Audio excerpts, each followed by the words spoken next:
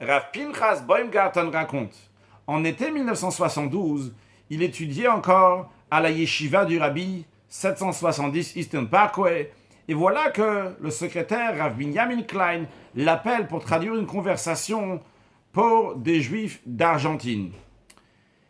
Il s'avère qu'il y avait 3 frères, et le plus jeune avait la maladie sur sa peau, et il est venu avec sa femme et son médecin à New York pour trouver de nouveaux médicaments, une nouvelle manière comment le guérir.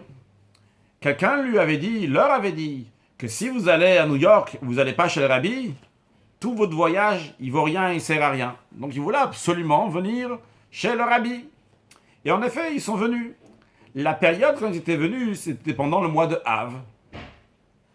Et le secrétaire, Rav Binyamin Klein, avait besoin de leur expliquer que pendant cette période, la première partie du mois, le rabbi ne prend pas de gens en audience pendant cette période-là. Donc, le Rav Pinchas Baumgarten a dû leur traduire, leur expliquer. Et ils leur ont dit, on prend un rendez-vous pour après le 15 av, ou le 15 av à partir de ce moment-là, donc on pourra prendre un rendez-vous. Et en effet, c'est ce qui a été fait. En attendant, le Rav Pinchas leur a dit, il faut se préparer avant de rentrer en audience chez le rabbi. Prenez sur vous à faire des bonnes choses, par exemple les tefilines. En effet, c'est des gens qui avaient des moyens, ils avaient loué tout un étage sur un hôtel, la 5e avenue à Manhattan. Tout de suite, ils sont partis, ils ont acheté 3 paires de tefilines pour eux. Très bien, le jour venu pour la Yechidout, l'audience privée, ils sont revenus chez le rabbi, et vu qu'il fallait traduire, alors Pinchas Baumgarten était là-bas pour traduire. Alors, voilà, les frères sont venus avec la femme de celui qui était malade, ils sont rentrés en audience chez le rabbi, les chaises étaient prêtes dans la chambre du rabbi, ils se sont assis, et le rabbi leur a dit comme ça. La première des choses, il faut savoir que ça dépend de la femme. Que tout ce qu'il va manger, ça va être très cachère.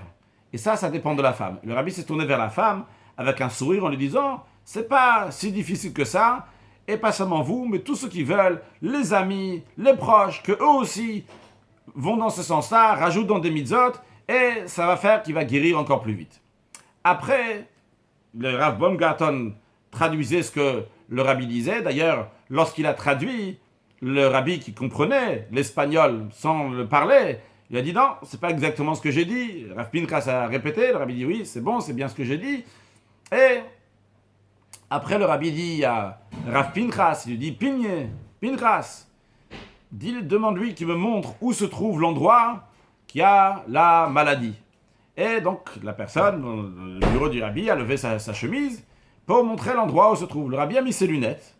Et le rabbi lui a dit, dis-lui que je vois rien du tout. Bien. Pinchas Baumgarten était complètement bouleversé. Il leur a traduit. Et comme ça, l'histoire s'est finie. Ils sont sortis de l'audience chez le rabbi. Un peu plus tard, le Rav Pinchas Baumgarten donc, est parti en Argentine.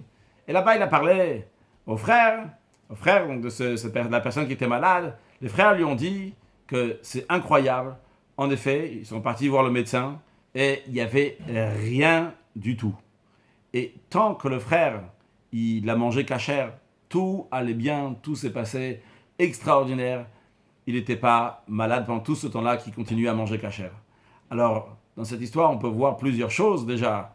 Que souvent, le juif, il a besoin d'un régime particulier. Si Hachem lui a donné qu'il va manger cachère, il a besoin de manger cachère. Il comprend pas, et pourquoi lui, il mange pas cachère, il est quand même en bonne santé. Que Dieu donne une bonne santé à tout le monde, même si un juif, il mange pas encore cachère.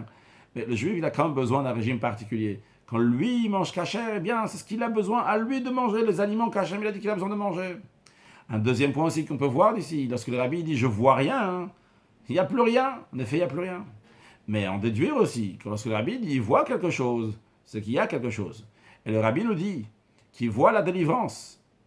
Et pas comme Chaz Shalom, comme Bilam, il a dit « Ren ou velo ata », je la vois, la délivrance, c'est pas pour maintenant. Le rabbi dit que Mashiach, il arrive, Mashiach now, et que nous sommes la dernière génération de l'exil, la première génération de la délivrance. Et le rabbi dit en tant que prophétie que Mashiach arrive. Le rabbi, c'est comme un capitaine qui se trouve dans le bateau, qui peut monter en haut et voir quand est-ce qu'on arrive à destination. Et le rabbi voit qu'on arrive à destination, que ça y est, nous sommes la génération de Mashiach. À nous de rajouter des actes de bonté et de bienfaisance, entre autres, rajouter dans le kasher, que ce soit en hiver, que ce soit en été, que ce soit à la maison, que ce soit en vacances, que ce soit à l'intérieur, que ce soit à l'extérieur. Faire attention à manger strictement kasher. C'est très important pour notre santé et c'est une préparation pour accueillir Mashiach très prochainement. Shavua Tov.